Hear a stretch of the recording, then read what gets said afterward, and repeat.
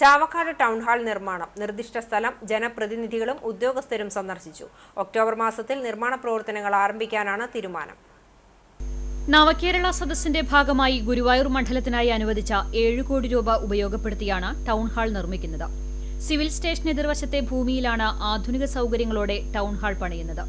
നേരത്തെ നഗരസഭ തയ്യാറാക്കിയ DPR പ്രകാരം നിർമ്മാണം എത്രയും വേഗത്തിൽ തുടങ്ങുവാൻ യോഗത്തിൽ തീരുമാനിച്ചു. ഗുരുവായൂർ MLA NK അക്ബറിന്റെ അധ്യക്ഷതയിൽ ചേർന്ന യോഗത്തിലാണ് നടപടിക്രമങ്ങൾ വേഗത്തിലാക്കാൻ തീരുമാനിച്ചത്. യോഗത്തിന് ശേഷം MLA, ചാവക്കാട് നഗരസഭാ chairperson Sheeja Prasanth, vice chairman KK Mubarak, പൊതുമരാമത്ത് standing committee chairman AV Muhammad Anwar, നഗരസഭാ കൌൺസിലർ MR രാധാകൃഷ്ണൻ, നിർമ്മാണ പ്രവർത്തനം ഏറ്റെടുത്ത സംസ്ഥാന നിർമ്മിതി കേന്ദ്രത്തിലെ structural consultant doctor Prasad Varma Thampan, regional engineer Sathidevi, നഗരസഭാ secretary MS Akash, assistant executive engineer PP Rishma, assistant engineer CL Tony എന്നിവർ അടങ്ങിയ സംഘം സ്ഥലം സന്ദർശിച്ചു. ഒക്ടോബർ മാസത്തിൽ നിർമ്മാണ പ്രവർത്തനങ്ങൾ ആരംഭിക്കുന്നതിനു വേണ്ട പ്രവർത്തനങ്ങളുമായി മുന്നോട്ടു പോകുമെന്ന് MLA അറിയിച്ചു.